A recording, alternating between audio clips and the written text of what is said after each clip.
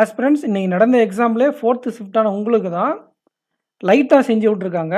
காலையில நடந்த எல்லா ஷிஃப்ட்டுக்கும் ஹெவியா செஞ்சு விட்டாங்க.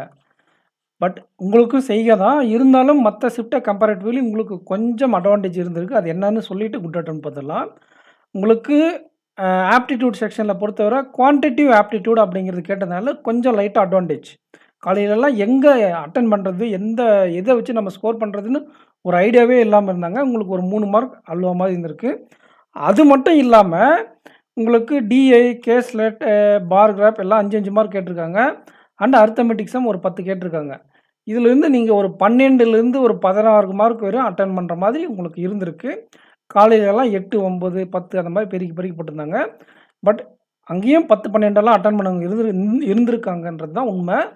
ஸோ உங்களுக்கும் அவங்களுக்கும் ஒரு 2 மார்க் வித்தியாசம் ஆப்டிட்யூட்ல. அண்ட் ரீசனிங் எபிலிட்டில உங்களுக்கு கேட்ட எல்லா பசிலும் அப்ரோச்சபிளா இருந்திருக்கு. மித்த 3 ஷிஃப்ட்லயும் ஒவ்வொரு பசில் கொஞ்சம் டைம் கன்சியூமா இருந்திருக்கு. உங்களுக்கு அதே மாதிரி அதிகமான பசில் கேட்டாலும் அப்ரோச்சபிளா இருந்திருக்கு. அண்ட் இன்இக்வாலிட்டி, பேர் டெஸ்ட் அண்ட் நம்பர் ஆப்பரேஷன். இதிலிருந்து மிஸ்செலேனியஸ் கேட்டிருக்காங்க. ஒரு 22லிருந்து 25 வரை அச்சீவபிள். மத்த செக்ஷன்லாம் ஒரு 20 அட்டெண்ட் பண்ணியிருந்தா நல்ல அட்டெம்ப்ட். உங்களுக்கு ஒரு 22 ஏன்னா பசில் ஈஸியா கேட்டிருக்கிறதுனால. And English section. இங்கிலீஷ் செக்ஷனை பொறுத்தவரை மற்ற ஷிஃப்ட்டுக்கு உங்களுக்கு எந்த ஒரு வித்தியாசமும் கிடையாது. 20லேருந்து நீங்கள் 25 வரை அட்டெண்ட் பண்ணலாம். 20 அட்டெண்ட் பண்ணியிருந்தாலே சூப்பரான 20 மார்க் எடுத்தால் நல்ல மார்க். ஓகே, என்ன செக்ஷன் நீங்கள் அட்டெண்ட் பண்ணிக்கலாம் அப்படின்னு பார்த்தா சென்டென்ஸ் அரேஞ்ச்மெண்ட், அப்புறம் டபுள் பில்லர், கிளாஸ் டெஸ்ட், அதுக்கப்புறம் பேரா ஜம்பிள் இதெல்லாம் அட்டெண்ட் பண்ணிவிட்டு ஆர்சி அட்டெண்ட் பண்ணிக்கலாம். தென் கிராமர் பட்டு மூவ் ஆகிக்கலாம். 20லேருந்து 25 தான். உங்களுக்கு செய்கையாக இருந்தாலும் மார்னிங் நடந்தது அதை விட அதிகமான செய்கை. ஓகேங்களா? ஸோ நீங்கள் எவ்வளோ மார்க் அச்சீவ் பண்ண முடியும் அப்படிங்கிறத ஒரு ஓவராலாக சொல்லிடுறேன். மினிமம் இங்கிலீஷில் 20 மார்க் எடுக்கலாம். எடுத்திருக்கணும் பாஸ் ஆகணும்னா. நமக்கு இருக்குது 600 ப்ளஸ் வேக்கன்சிஸ் தானே, அதனால சொல்கிறேன். ரீசனிங் எபிலிட்டியில் 22 எடுத்திருக்கலாம். நியூமரிக்கல் எபிலிட்டியில் ஒரு 12 மினிமமே எடுத்துக்கலாம் 12. ஸோ 54 ப்ளஸ் எடுத்திருந்தா சூப்பரான அட்டெம்ப்ட். நீங்கள் சேஃப் அப்படிங்கிற மாதிரி ஃபீல் பண்ணலாம். ஓகேங்களா?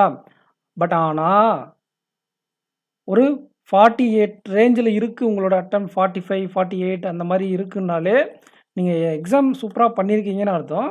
வேக்கன்ட் கம்மியாக இருக்கிறதுனால நீங்கள் ஒரு டவுட் பொசிஷனில் இருப்பீங்க. பாஸ் ஆகுமா பாஸ் ஆகுமான்னு.